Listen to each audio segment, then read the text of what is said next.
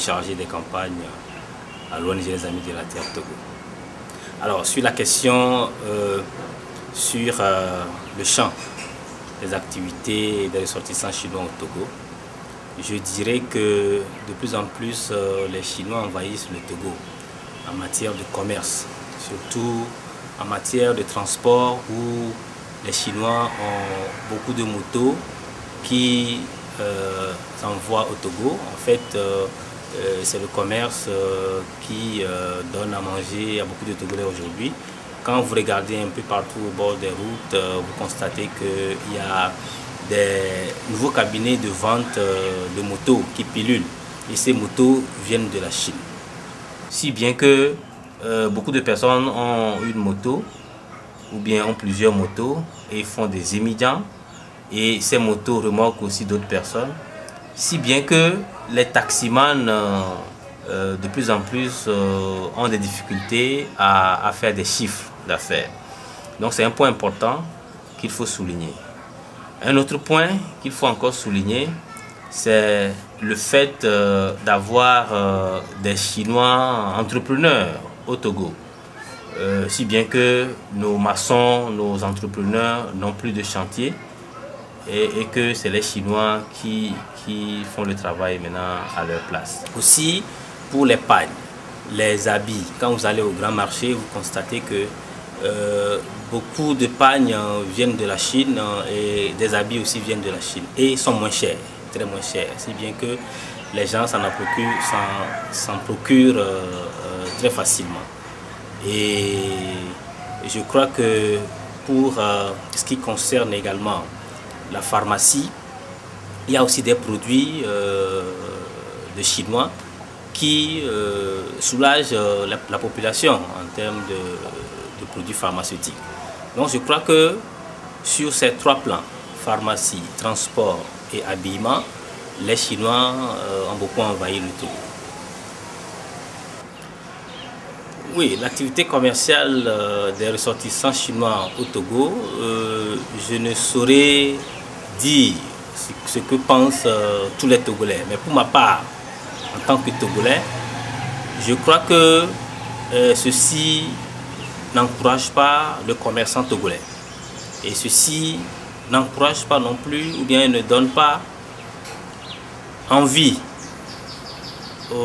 à un Togolais de faire le commerce. À partir du moment où les Chinois envahissent déjà le Togo, vous comprenez que si un Togolais, je prends un simple tailleur qui doit coudre un habit à 3000 francs et que vous allez au grand marché et vous trouvez un habit chinois à 1000 francs, même à 500, vous conviendrez avec moi que c'est plus facile de prendre l'habit à 500 ou bien à 1000 francs que de coudre un habit à 3000 francs et à 5000 francs, surtout que les conditions ne donnent pas accès. Aujourd'hui, quand on prend le Togolais moyen, c'est difficile pour un Togolais d'accéder très facilement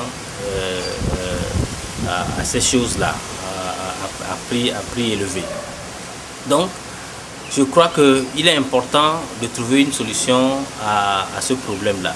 Les Chinois, oui, ça facilite un peu la vie des Togolais, mais pas pour autant. Pas pour autant parce que nous négligeons nos propres valeurs. À partir du moment où nous savons coudre nos choses et parce que c'est cher que nous allons nous procurer des produits chinois, il faudrait qu'on dise non à cela et qu'on fasse la promotion du commerce typiquement togolais.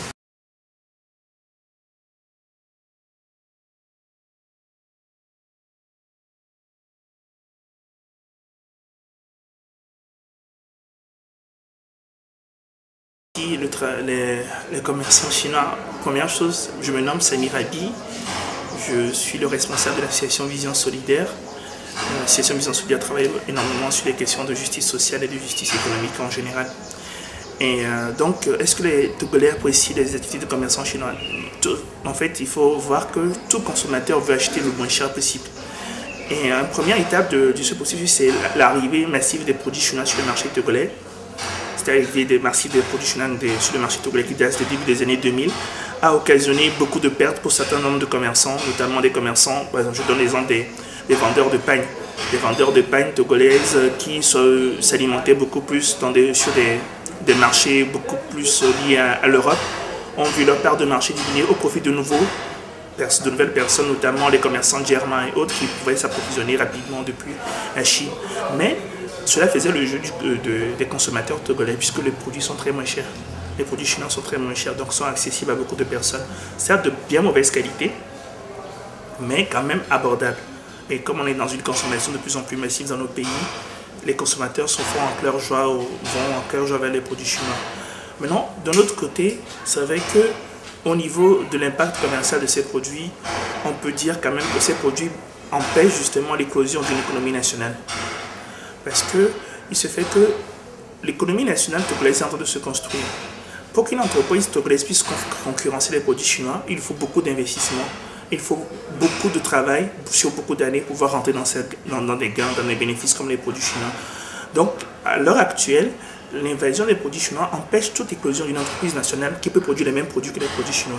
Donc, d'un côté, les consommateurs profitent certes, mais au niveau national, l'économie nationale perd à divers niveaux en fait, par rapport à la présence chinoise et la présence de commerçants chinois qui font la valorisation des produits chinois au Togo. Il faut reconnaître que la Chine et le Togo ont de longues coopérations. Près de 50 ans que la Chine et le Togo sont en lien de coopération. Et ces liens de coopération ont entraîné l'arrivée de beaucoup de Chinois au Togo, notamment des travailleurs chinois à la base au début. Après les restaurants chinois, comme dans tous les pays ailleurs, il y a maintenant les commerçants chinois dans le secteur informel. Mais on a une grande propension plutôt à avoir des travailleurs chinois que des commerçants chinois. Les commerçants chinois, c'est vraiment des self-made men qui arrivent et qui s'installent ici au Togo. Et le Togo n'étant pas vraiment un pays de grand attrait par rapport à d'autres pays comme la Chine, ou bien comme la Côte d'Ivoire, le Sénégal, le Bénin ou autres. Maintenant, il se fait que, oui, il y a des accords entre le gouvernement togolais et le gouvernement chinois, surtout pour les travailleurs. Pour l'arrivée de travailleurs chinois, pour les travaux d'infrastructure au Togo, oui. Mais au niveau commercial, oui, il y a des échanges commerciaux entre la Chine et le Togo, mais il n'y a pas d'accord formel qui demande au Togo, où le Togo demande aux Chinois de venir s'installer au Togo pour faire du commerce. Non, il n'y a pas d'accord formel. Mais on a quand même la liberté d'entreprise au Togo. Et ensuite, on a vraiment aussi l'intérêt vers les investisseurs étrangers. Et les investisseurs étrangers peuvent être chinois. Donc de plus en plus, on a des investisseurs étrangers chinois qui s'intéressent au marché togolais, ce qui est normal, puisque le gouvernement togolais veut attirer ces gens-là.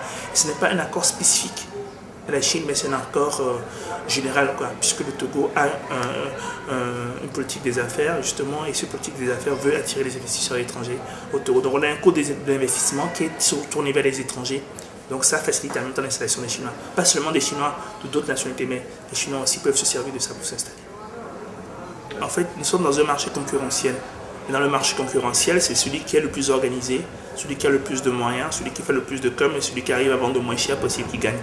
Il se fait que sur ce jeu, les commerçants chinois sont mieux préparés, sont mieux financés, entre autres. Et puis, vous savez, il y a des politiques d'incitation aussi du gouvernement chinois, d'exportation et tout ça de ces produits, dans lesquels les Chinois peuvent avoir des intérêts, peuvent avoir du profit en fait. Donc par rapport à ces gens-là qui arrivent avec beaucoup plus de moyens, avec un appui fort de leur État pour exporter leurs produits, les Togolais se retrouvent très faibles. Donc ils ont moins de bénéfices, ils ont plus de pertes, donc ça les aigrit. Et donc on a certaines fois des relations très conflictuelles. Mais c'est dû justement au fait qu'ils n'arrivent pas à répondre aux besoins d'abord sur le terrain et à faire face aux boomerangs chinois qui sont plus forts, qui sont plus financés, qui sont plus utiles. C'est ce qui est normal au niveau économique. Donc on espère un jour que les commerçants togolais seront assez forts pour pouvoir faire concurrence aux commerçants chinois. On peut rêver de ça un jour.